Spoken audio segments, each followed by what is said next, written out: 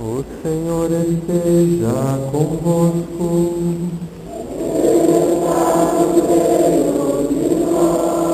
Proclamação do Evangelho de Jesus Cristo, segundo João.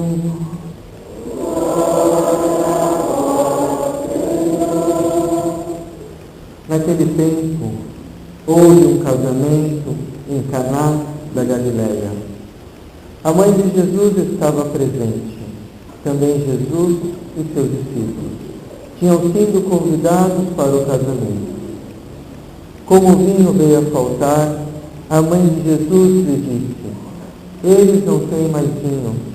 Jesus respondeu-lhe: mulher, por que dizes isto a mim?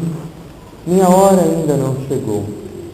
Sua mãe disse aos que estavam servindo: fazei o que ele vos disser. Estavam 3 talhas de pedra colocadas aí para a purificação que os judeus costumam fazer.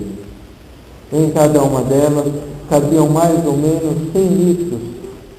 Jesus disse aos que estavam servindo: enchei as talhas de água. Encheram-nas até a boca. Jesus disse: agora tirai e levai ao mestre-sala. E eles levaram. O mestre-sala experimentou a água que se tinha transformado em vinho.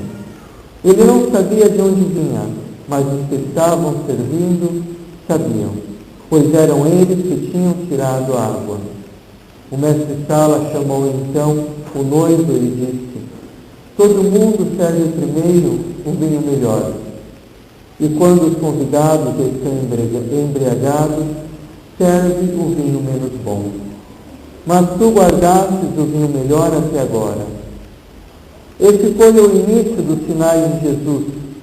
Ele o realizou em Caná da Galileia e manifestou a sua glória, e seus discípulos creram nele. Palavra da salvação.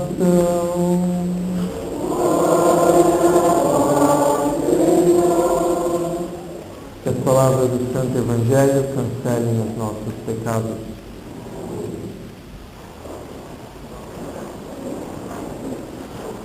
Hoje a Santa Igreja nos apresenta as bodas de Caná da Galileia, símbolo da grande núpcia do Senhor com o seu povo.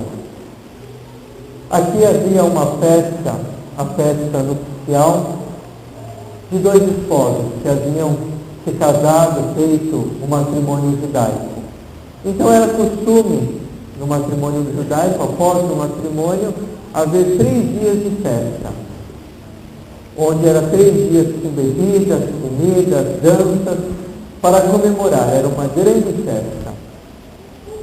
E no 3º dia, faltou o vinho.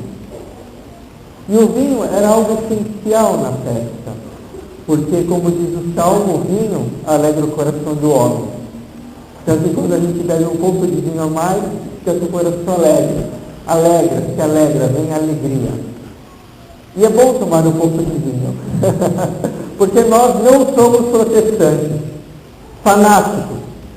Porque esses protestantes fanáticos que nem conhecem a Sagrada Escritura, nunca estudaram nem grego, nem hebraico e se metem a interpretar a palavra de Deus, sem conhecer o que diz. Interpretam como eles querem, da maneira que eles querem. E eles falam: a Escritura diz, como uma protestante, uma coitada, aquela é uma ignorante própria na palavra, ela é ignorante mesmo, fanática. Ela falou: padre, você bebe vinho, o padre vai celebrar isso, você bebe vinho. Eu falei: olha, minha senhora, para começar não é vinho, é o sangue de Cristo. E segunda coisa, a própria palavra diz: um pouco de vinho alegra o coração do homem. E o próprio Paulo mandou o Timóteo beber vinho. E ela me disse assim: padre, mas eu discordo, porque não era vinho que Paulo mandou, era uma mistura. Eu falei: não senhora, em grego está escrito vinho, e é vinho mesmo. A senhora que manda o pastor da senhora estudar um pouco mais de Deus para ele ensinar corretamente para vocês, para a senhora. E na festa, isso só um adendo que eu fiz, na festa do casamento judaico havia o vinho, que era essencial para alegrar, para deixar o povo um pouco mais alegre, para comemorar. E o vinho, sem esse algo essencial, ele falta. Faltando o vinho, acabou com o elemento essencial da festa. E Nossa Senhora, que estava presente, que Jesus chama ela de mulher, porque a mulher, a palavra mulher era usada para aquela que era dada como a esposa por excelência no Antigo Testamento. A mulher diz, Jesus fala para a mulher fala para o seu filho, Maria fala para Jesus, eles não têm mais vinho. Ela percebe, porque como toda mulher, Maria também percebe os mínimos detalhes, percebe as coisas sutis e também grandes.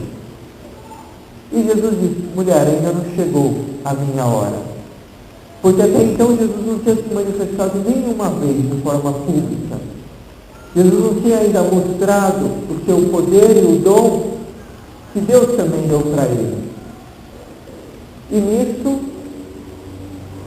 Maria diz, fazei tudo o que ele vos disser. E a um certo momento, Jesus chama os servidores, vê as 6 talhas de vinho e manda encher de água. E ali acontece um milagre. A água é transformada em vinho. Mas é interessante porque o Evangelho de João, ele é rico em sinais. João ele é um evangelista que ele trabalha muito com sinais. Eram 6 talhas de pedra. E João diz que eram vazias.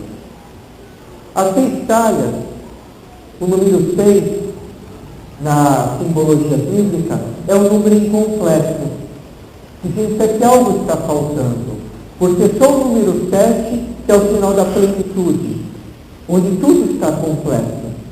Então ele diz que havia 6 talhas porque alguma coisa estava faltando, alguma coisa estava a ser complementada, a ser completada. As talhas eram de pedra para mostrar que também o coração do homem era de pedra. E é só, como diz o profeta Ezequiel, que diz, tirarei do vosso peito um coração de pedra e colocarei nele um coração de carne. E as talhas, as 6 talhas de pedra, estavam vazias. Porque as talhas significavam, as talhas serviam numa festa para purificar as mãos. Cada convidado que entrava na festa, ele colocava a sua mão na talha, lavava a sua mão, como sinal de purificação, que era obrigatório na lei judaica, para depois ele poder se banquetear, comer e beber. Mas o fato de João dizer que eram 6 talhas de pedras vazias, é para mostrar que naquela festa ninguém tinha feito o rito da purificação. Ou seja, que o rito da purificação não estava mais sendo usado. Isso era um decreto dado para mostrar que a lei vivida por aqueles judeus, pelo povo judeu, já estava uma lei tão pesada e tão cansada que ninguém conseguia viver mais. Só o fato de pensar que haviam mais de 650 preceitos para ser vividos. Todos os decálogos, os 10 mandamentos. Era algo muito pesado para aquele povo viver. Por isso que Jesus veio trazer uma nova lei, a lei do amor. A lei que resume, amarás o teu próximo como a ti mesmo e a Deus sobre todas as coisas. Essa é a lei, vai dizer o Senhor. Assim, as bodas de Canaã, esse milagre de transformar a água em vinho, nada mais é do que o milagre de mostrar que agora não é mais a lei pela lei, a lei pela observância e obediência da lei, mas agora a lei é outra. A lei de todos aqueles preceitos é transformado num vinho novo, que é o vinho do amor a ser vivido. A lei a ser vivida no amor e não mais pela obrigação da lei. E é isso que muda. É essa a grande jogada de Jesus, mostrando a passagem do antigo, da antiga lei, antiga aliança, para a nova aliança, que é feita no amor, que é feita em Jesus. Mas essa nova aliança feita no amor, ela requer também uma obediência. A obediência à palavra de Deus. A obediência também à igreja que transmite a palavra de Deus. Porque hoje em dia está muito banalizado. Aparece qualquer imbecil que diz que vê Nossa Senhora, que tem uma aparição de Nossa Senhora, e vai contra a igreja, diz que a igreja está errada, diz que os homens da igreja não estão preparados para acolher, dizem nas escondidas as coisas da igreja, só não se catástrofe, morte. E onde está a igreja em tudo isso? Onde está a obediência à igreja? Porque a igreja é a única a dizer até se uma aparição é verdadeira ou não é. E a palavra da igreja é a palavra final. Porque Deus deu o poder à sua igreja de ligar e desligar. Mas hoje essas coisas parecem que está tudo banalizado. Tudo banalizado. Como eu recebi um e-mail essa semana. Recebi um e-mail de um rapaz dizendo que uma certa aparição Nossa Senhora disse: não divulgue isso para os padres, vocês não vão entender. Como se os padres fossem cretinos, fossem burros, que não estudaram nada. Então é mais inteligente o vidente do que o padre. O vidente que não conhece nada de doutrina da igreja, que não conhece nada do que diz a igreja, e se sente o tal. Se isso é verdade, uma aparição dessa não é de Deus, é de Satanás. Porque a igreja é a única a dizer se uma coisa é de Deus ou não é. A única. E um sacerdote, ele estuda 8, 10 anos de bobeira. Ele estuda 8, 10 anos, e às vezes muito mais, passa a vida inteira estudando para realmente dar algo seguro. Por isso que a Igreja Católica vem há 2000 anos formando e passando gerações. E com o seu ensino correto. Porque é um magistério, é uma doutrina. Não é um imbecil que diz que vê Nossa Senhora e está tudo certo, e o que ele diz é palavra de fé. Então abram muito bem os nossos ouvidos para saber o que vocês escutam. Tanto em matéria de rádio, televisão e internet. Porque há muitas televisões que dizem católicas, são próprios protestantes. Vivem o protestantismo, vivem a teologia da prosperidade. Ah, se Deus te ama, se Deus te abençoe, então só coisa boa vai acontecer na tua vida. Essa doença que você tem não foi Deus que te mandou. Esse teu sofrimento, Deus ele não quer isso. Se Deus te ama, ele vai tirar disso. Isso é tudo mentira, é teologia da prosperidade. Porque o sofrimento entrou no mundo a causa do pecado do homem. E muitos dos nossos sofrimentos não são Deus que manda mesmo, mas é o nosso pecado. É o nosso pecado. E outros sofrimentos que vêm na nossa vida é porque nós não escutamos a palavra de Deus. Queremos pecar, e o pecado traz a morte, o pecado tem a sua consequência. Esses terremotos que está tendo no mundo, a causa do pecado do homem. Agora vemos um terremoto em Haiti. E um pronunciamento, o presidente Lula, outro ignorante em matéria de fé, disse que foi uma injustiça o terremoto no Haiti. Então em quem? Se ele está falando que foi uma injustiça o terremoto em Haiti, ele está colocando a culpa em quem? Em Deus? Deus é culpado então do terremoto de Haiti? O pecado é o homem que peca, infringe a lei de Deus, e o pecado traz a morte, traz a consequência no mundo. Porque o homem se esqueceu de Deus. E quando nós nos esquecemos em Deus, nós estamos já no inferno. E a nossa vida é marcada pelo sofrimento e pela desgraça. Porque nós estamos longe da graça do Senhor. E se não estamos na graça, estamos na desgraça. É simples. Agora, quem é o Lula para dizer que a culpa é de Deus? Sendo que no Brasil existe a fome, a miséria, ninguém é educado. Existe uma grande massa de ignorantes que não tem... Ignorantes eu falo não no modo pejorativo, mas no modo que não conhecem nada, não tiveram oportunidade de estudar. A culpa do governo que não dá a mesma condição a todos. E depois a culpa é de Deus? A culpa é do povo de ter colocado no poder um governo imbecil, um governo ditatorial que está virando um comunismo. Isso sim, o povo sim é culpado, não é Deus. E para a Igreja Católica, se nós somos católicos e votamos em pessoas que são a favor do aborto, são a favor do homossexualismo, são a favor da união de casais, de homens com homens, mulher com mulher, para depois adotar crianças, nós não podemos comungar. Não podemos comungar, porque não estamos em comunhão com o Senhor, estamos no pecado. E eu digo tudo isso porque esse ano é ano de eleições. E devemos ver em quem estamos votando. Devemos ver. Por exemplo, o PT é um partido que já é declarado que é a favor do aborto, a favor do homossexualismo. Nós não devemos votar nesse partido. E se votamos, não podemos comungar. Estamos em pecado, porque estamos contra o mandamento do Senhor. Estamos dando adesão a pessoas que vão colocar leis a favor do aborto, do homossexualismo, do divórcio, da eutanásia. Devemos estar atentos. A nossa fé é muito concreta. Não é uma coisa, uma vez eu fiz uma homilia dessa numa certa igreja, veio um petista, que eu conheço muito bem, me disse, eu discordo do que o senhor falou, porque o senhor deve falar só da Sagrada Escritura. Falei, não senhor, isso é o que você quer que eu fale. A religião não é para ficar na sacristia. A religião é concreta, é para levar para a nossa vida. E é isso que os governantes temem.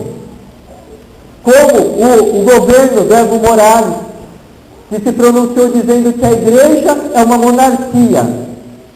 E que se a igreja não se submete ao que quer o Estado, poderá ser perseguida.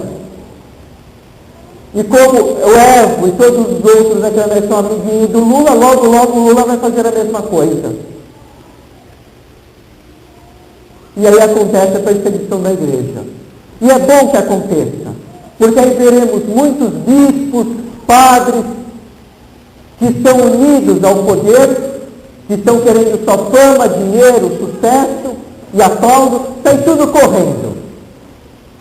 E aqueles que escolheram a Cristo irão demonstrar com a sua vida, nem que for derramando o seu sangue. E a igreja precisa dessa purificação hoje.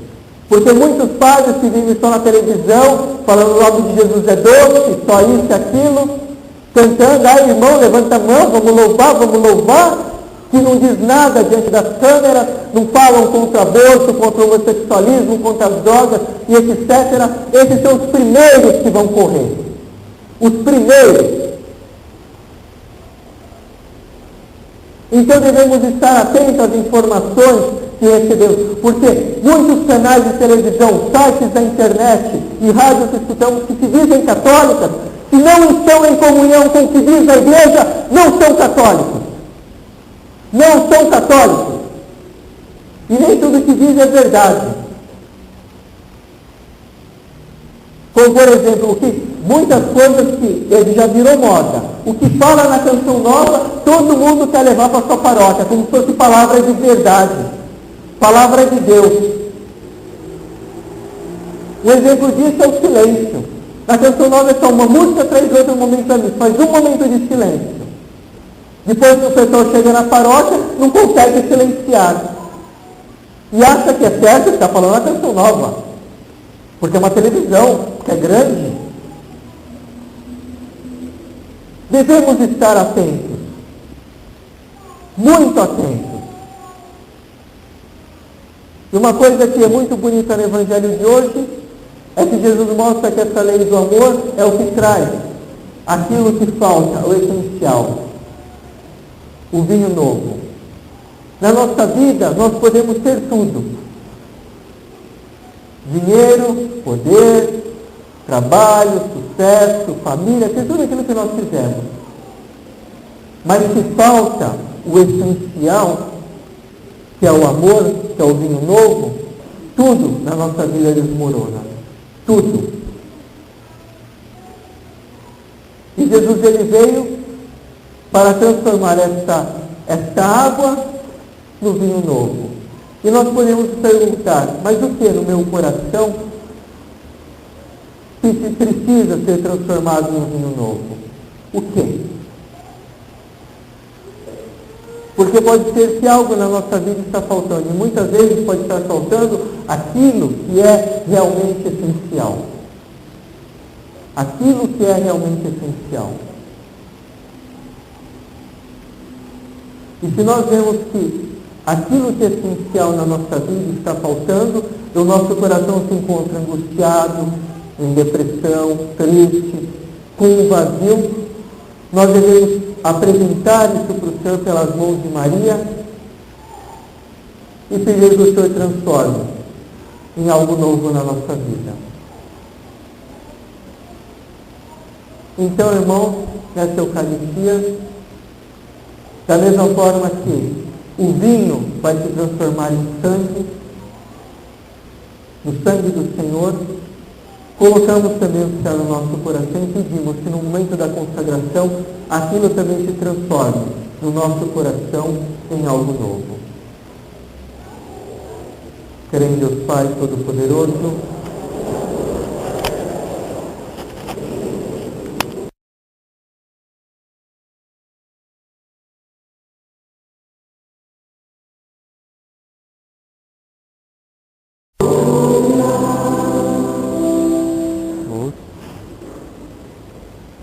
o Senhor esteja convosco.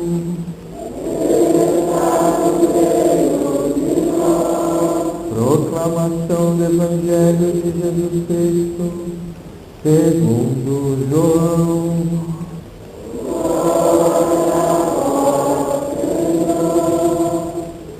Naquele tempo, houve um casamento em Caná da Galileia.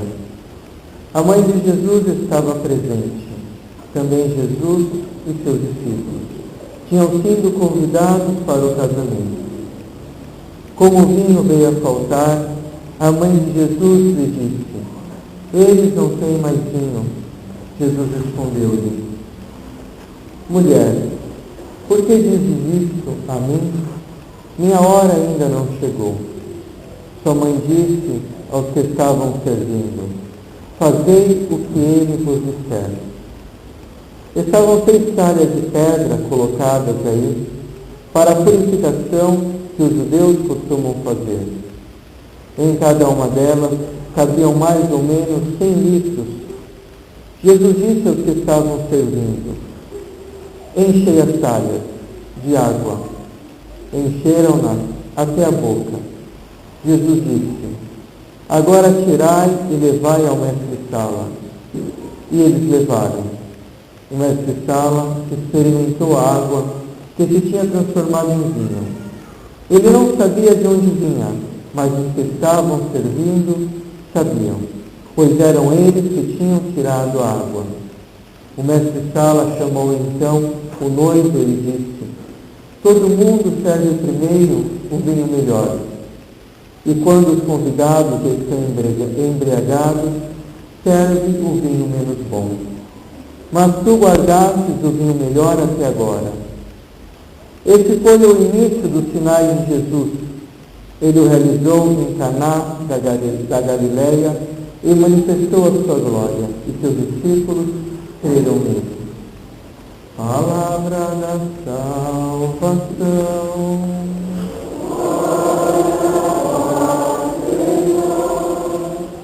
Que as palavras do Santo Evangelho cancelem os nossos pecados.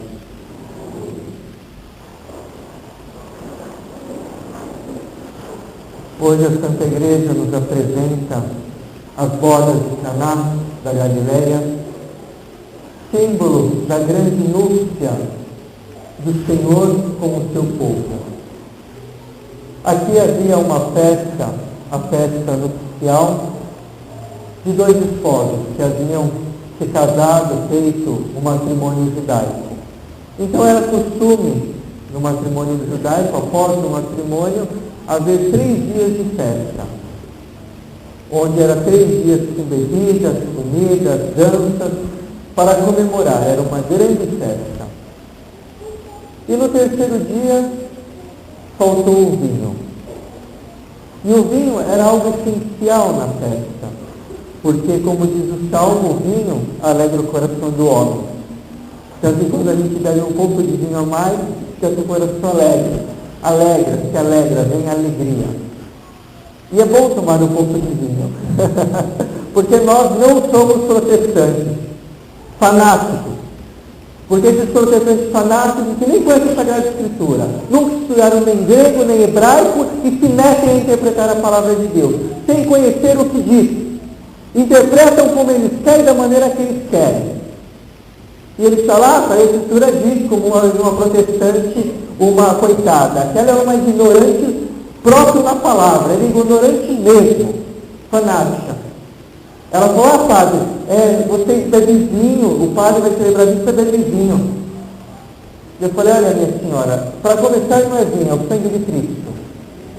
E segunda coisa, a própria palavra diz, um pouco de vinho alegra o coração do homem. E o próprio Paulo mandou o Timóteo beber vinho. E ela me disse assim, padre, mas eu discordo, porque não era vinho que Paulo mandou, era uma mistura. Eu falei, não, senhora, em grego está escrito vinho, e é vinho mesmo. A senhora que manda o pastor dessa lista dar um pouco mais de vinho para ele ensinar corretamente para vocês, para a senhora.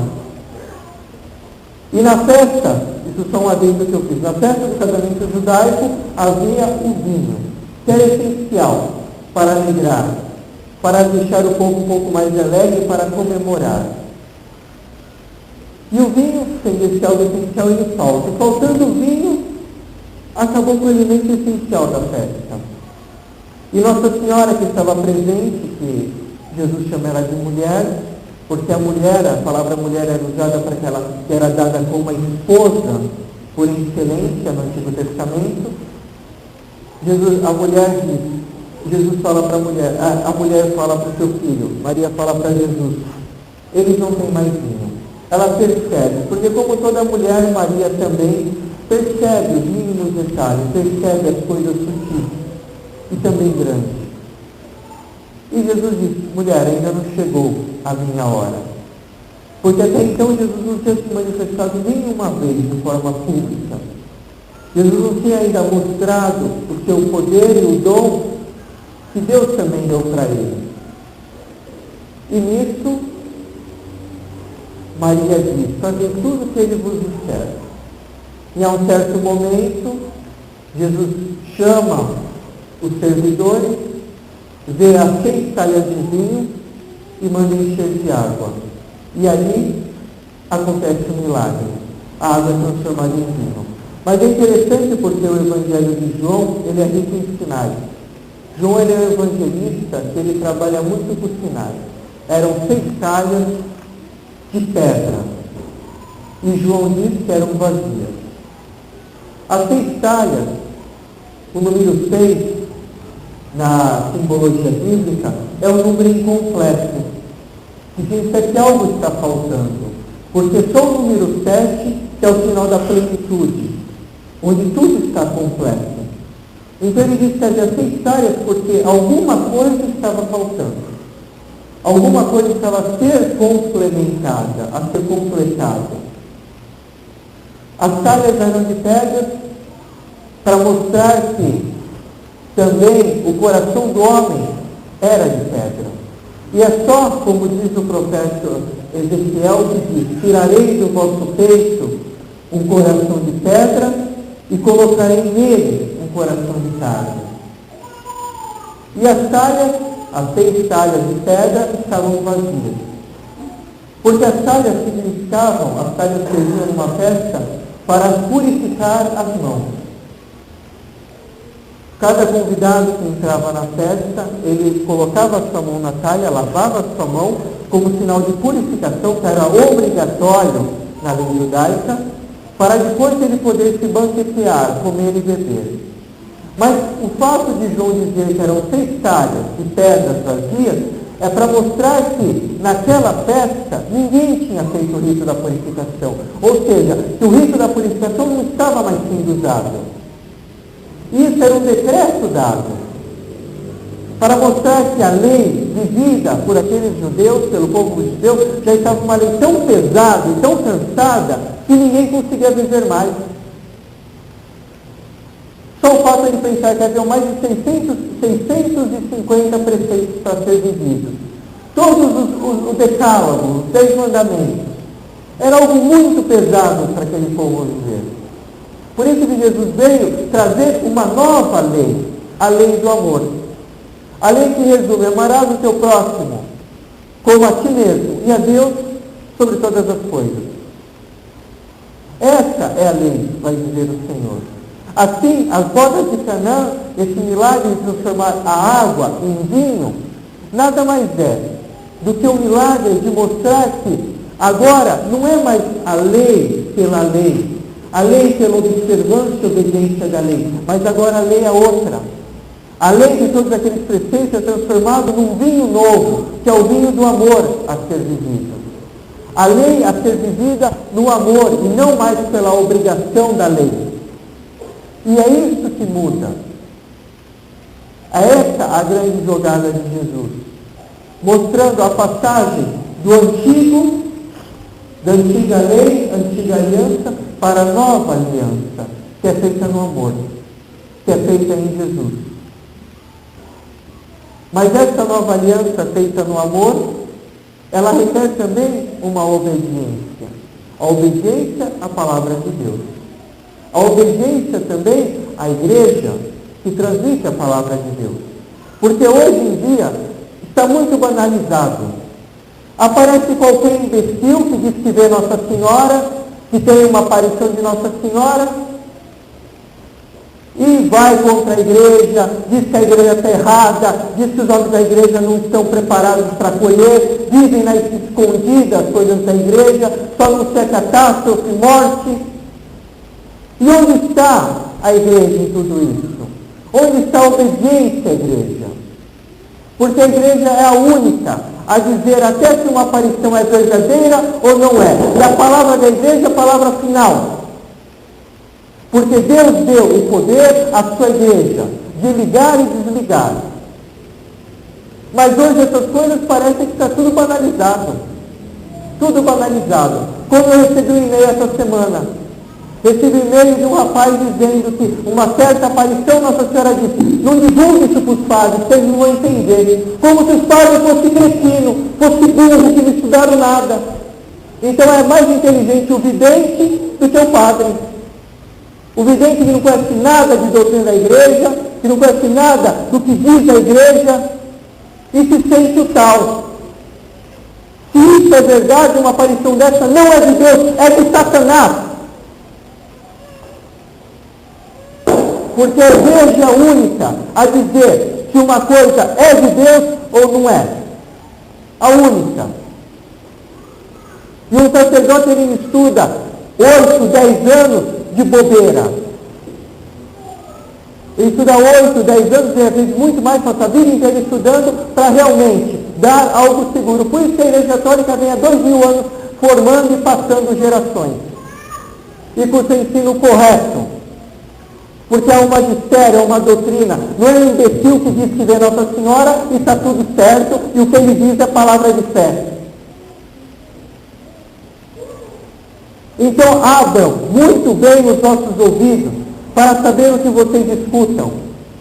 Tanto em matéria de rádio, televisão e internet. Porque há muitas televisões que dizem católicas são o próprio protestante. Vivem o protestantismo, vivem a teologia da prosperidade. Ah, se Deus te ama, se Deus te abençoe, então só coisa boa vai acontecer na tua vida. Essa doença que você tem não foi Deus que te mandou. Esse teu sofrimento, Deus ele não quer isso. Se Deus te ama, ele vai tirar disso. Isso é tudo mentira, é teologia da prosperidade.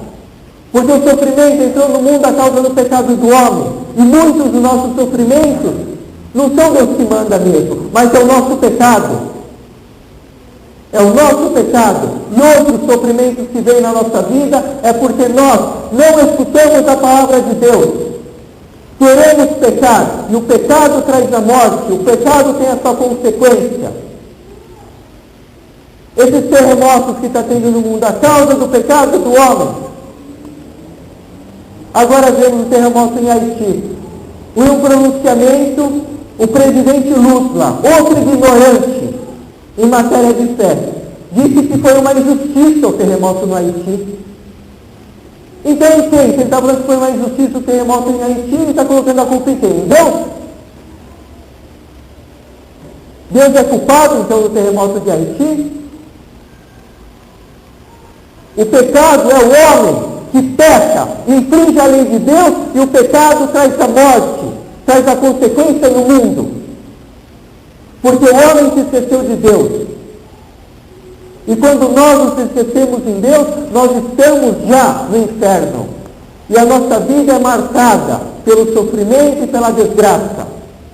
Porque nós estamos longe da graça do Senhor. E se não estamos na graça, estamos na desgraça. É simples. Agora, quem é o Lula para dizer que a culpa é de Deus? Sendo que no Brasil existe a fome, a miséria, ninguém é educado. Existe uma grande massa de ignorantes que não tem... Ignorantes eu falo não no modo pejorativo, mas no modo que não conhecem nada, não tiveram oportunidade de estudar. A culpa do governo que não dá a mesma condição a todos. E depois a culpa é de Deus?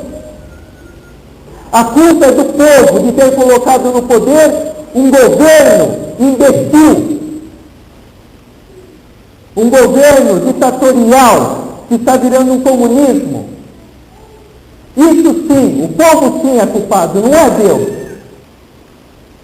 E para a Igreja Católica, se nós somos católicos e votamos em pessoas que são a favor do aborto, são a favor do homossexualismo, são a favor da união de casais, de homens com homens, mulher com mulher, para depois adotar crianças, nós não podemos comungar. Não podemos comungar, porque não estamos em comunhão com o Senhor, estamos no pecado. E eu digo tudo isso porque esse ano é ano de eleições. E devemos ver em quem estamos votando. Devemos ver.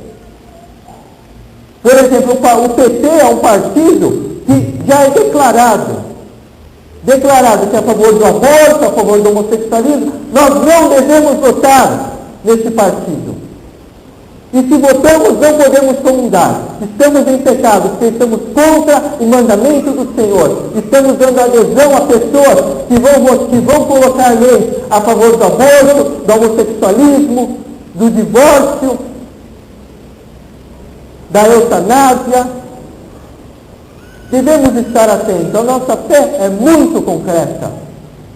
Não é uma coisa, uma vez eu fiz uma homilia dessa numa certa igreja, veio um petista, que eu conheço muito bem, me disse, eu discordo do que o senhor falou, porque o senhor deve falar só da Sagrada Escritura.